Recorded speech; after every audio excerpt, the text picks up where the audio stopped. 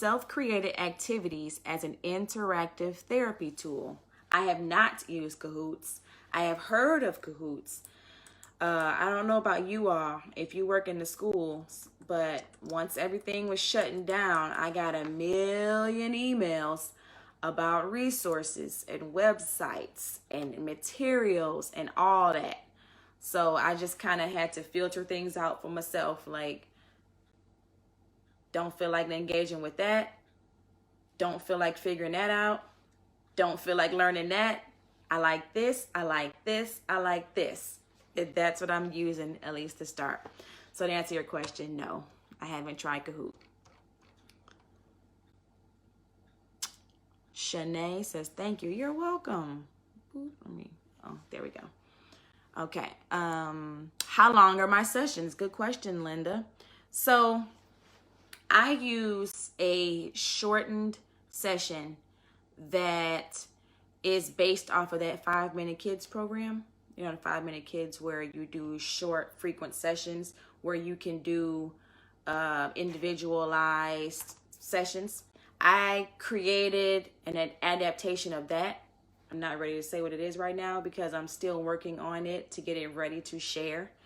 But I do that. So it's a shortened session, more frequently individual. This is something that I have been doing for a couple of years now with my school kids in person. And then this year, being at 2 new schools, I was converting all of them over, putting them on the same program. And so with virtual services, it works out great. And the main benefits of using a shortened session is that you can get them individually. You can like just target drill within their attention limits, and they miss less class. In the case of virtual services, it's less time that the parent has to sit there and take away from their day to attend to this session. So I use a shortened session.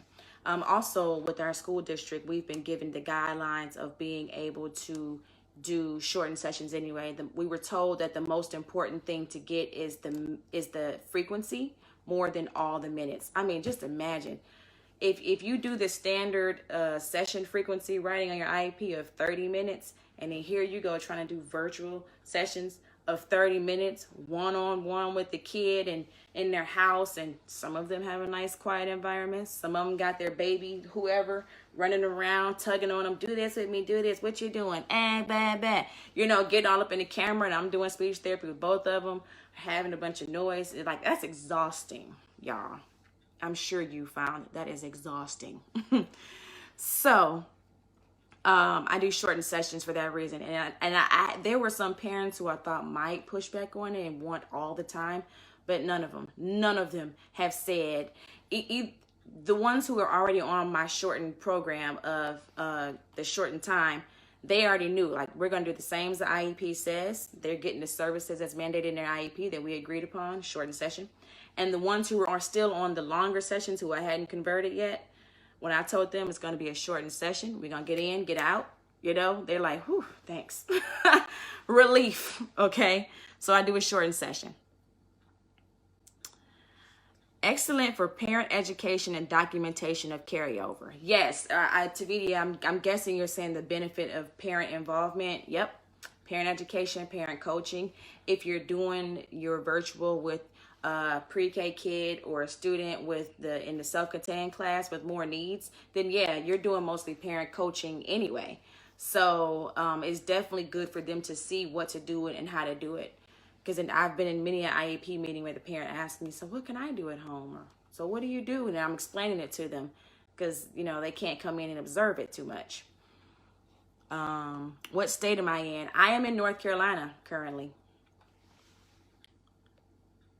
Wanda says, unfortunately, we didn't have the option to choose, but thanks for all of your insight. Oh, Wanda, you said you were using Microsoft Teams, right? Yeah. So I know with my school county, like I said, they've pushed us to use Google Meets. Mainly because we already have it tied in with our whole system, and it's free to us. I think they're paying whatever. That's not my business. I find that these platforms are good to use, and so people who don't do therapy, like who are using them, like say in the big school district. They're using these platforms for meetings and for things like that, that it's best for them. But for us doing therapy, they may not be the best. And sometimes they just don't know that.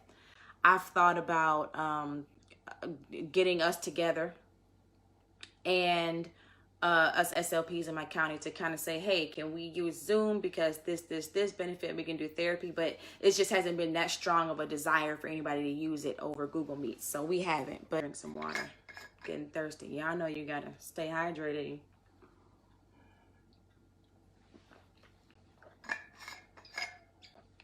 Don't stay thirsty. All right, Tanya says research supports this delivery model of shorter sessions. Yeah, it does.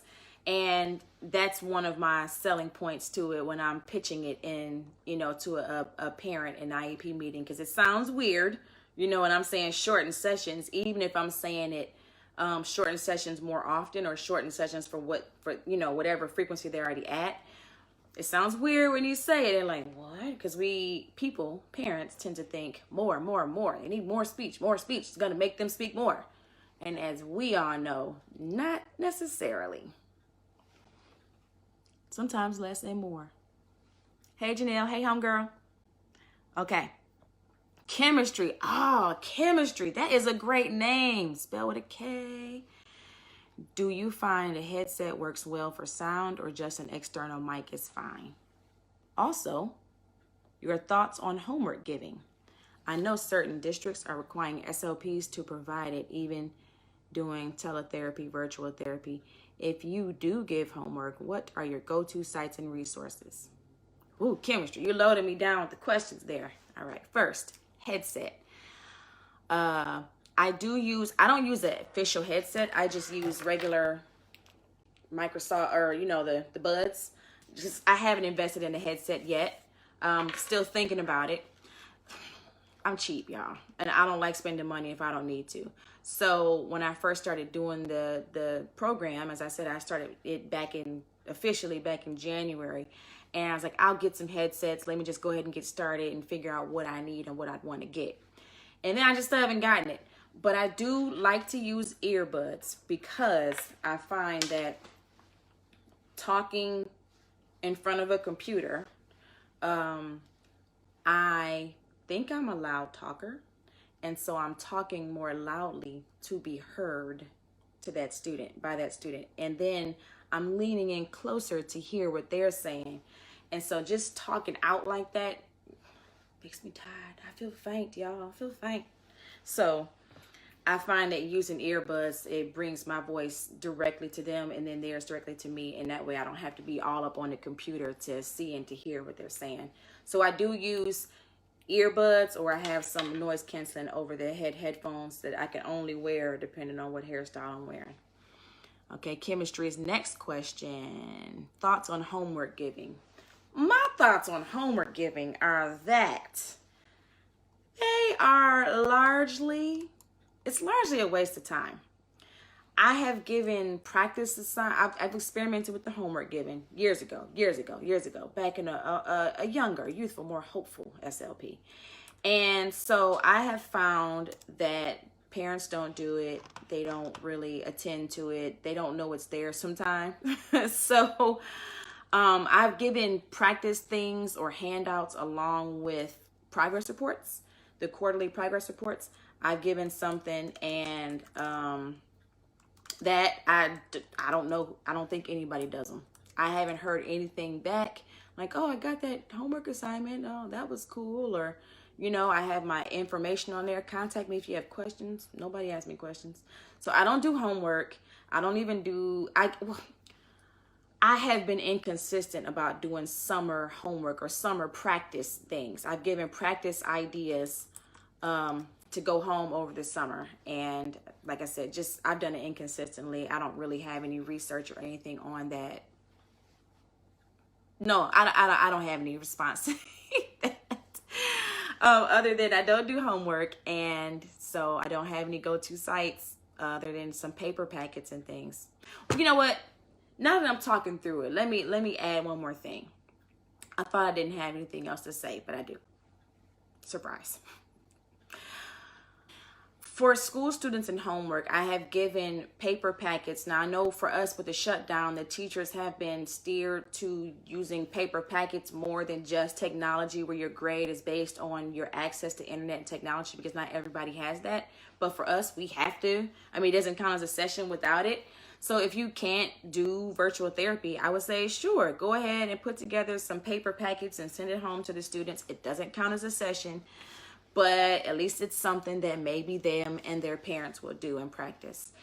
And so I've sent home a couple of those things so that parents can know what their kid, mainly what their kid was working on, like the last thing that we left off on for them to work on. They can go ahead and know that and then practice it over the summer. But I don't do a whole lot of that. I don't do homework in between sessions and things like that.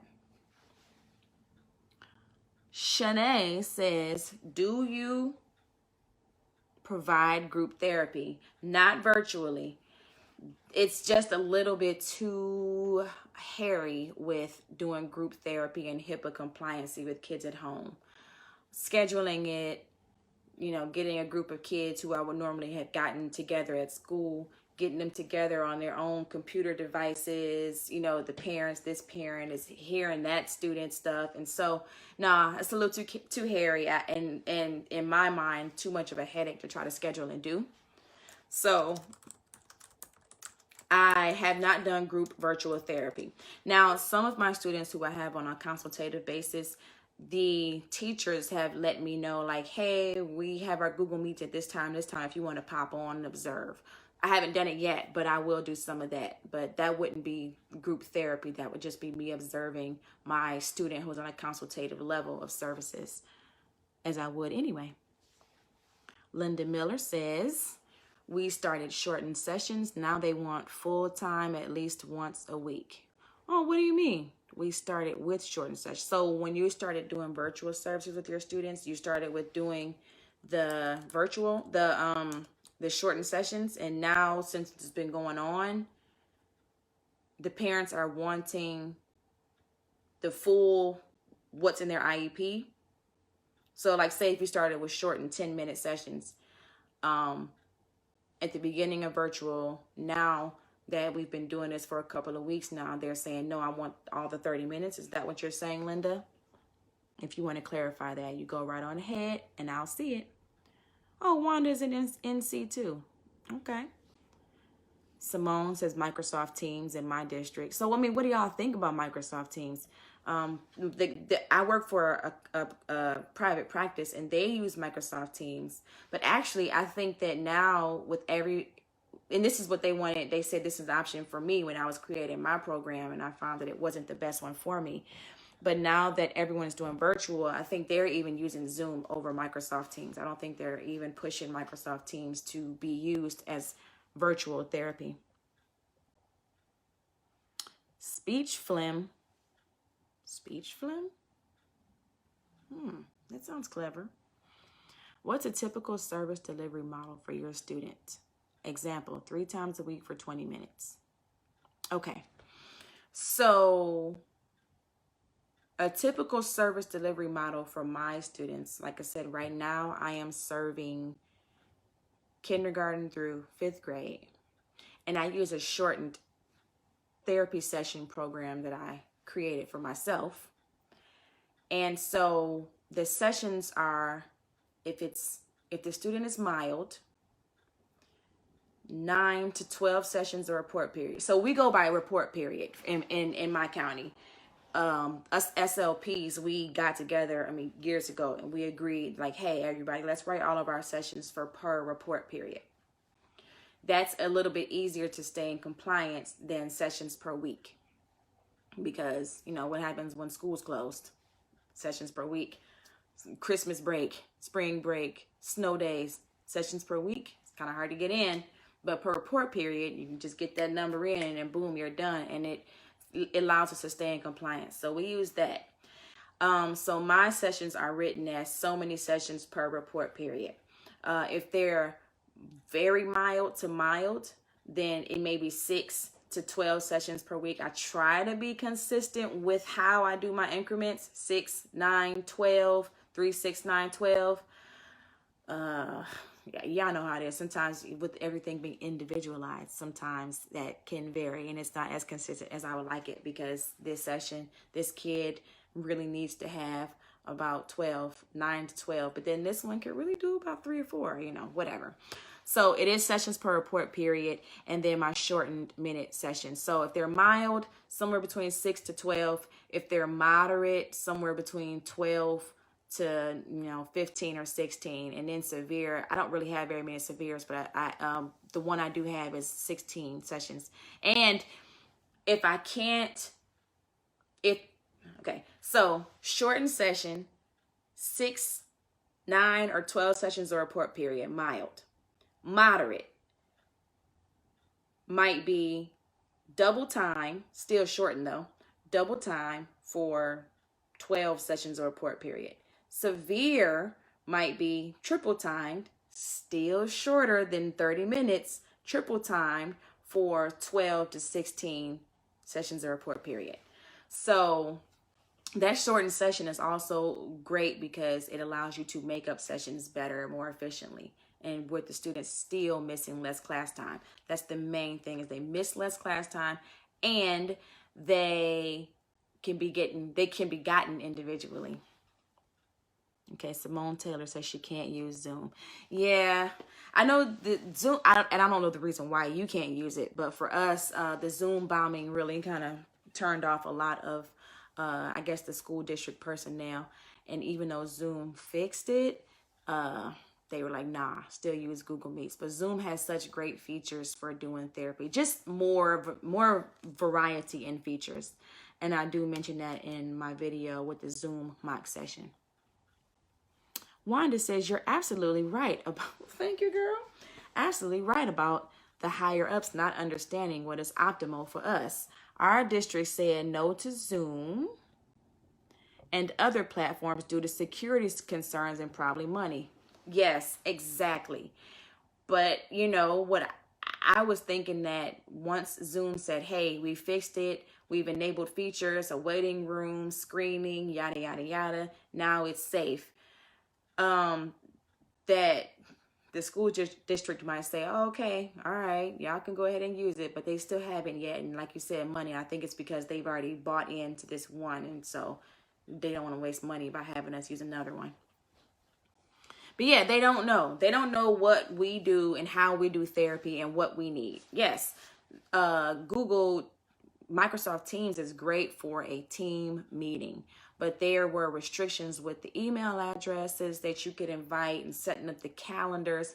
Then my school district uses Google. So me using Microsoft Teams and then our special domains and plugging it in over here and getting parents' addresses and pulling it over there and teachers to schedule and all that. The two things just weren't compatible enough to make it easy for me. They did have a whiteboard feature. That was great, the dynamic kind, but I just found it, it just wasn't good for me.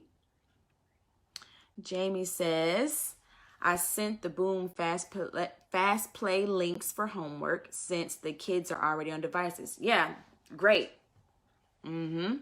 So what Jamie is talking about, if you use Boom Cards or if you haven't used Boom Cards before, you can set up your teacher login and put all your students in, and it ties in with your Google Classroom. You can set up your Google Classroom, your Boom Cards, and then import your Google Classroom into Boom Cards, and then use that to assign your students Boom Cards decks, or just straight in Boom Cards, you can assign them their decks and then assign them a username and a password.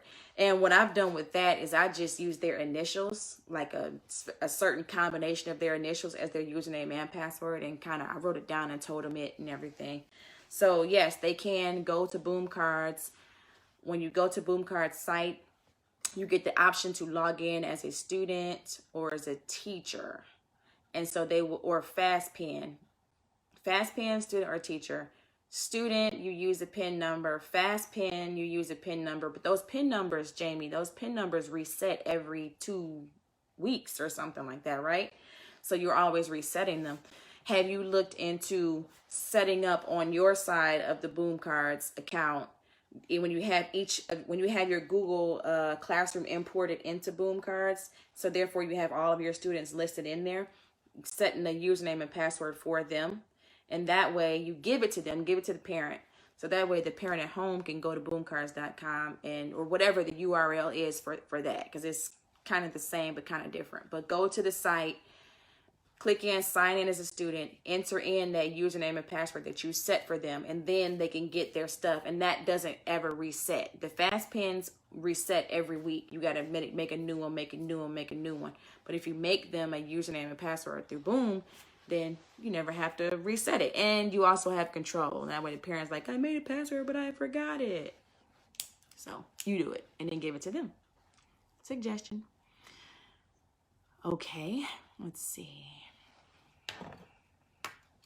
Simone says, I haven't used it yet. My parents haven't agreed. You haven't used what yet? I'm sorry. You might be responding to something that I said, asking you. Oh, you can't use Zoom because your parents haven't agreed?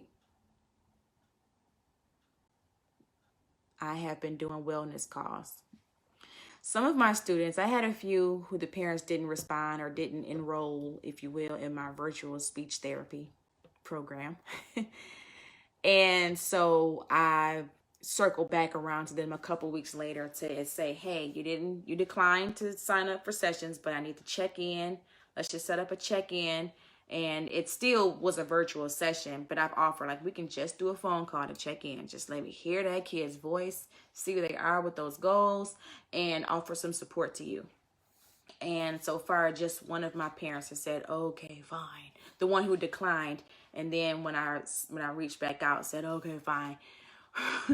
We did a virtual session with her because the kid would not get on camera. And she said, and this is why I declined. Like, I get it. Okay.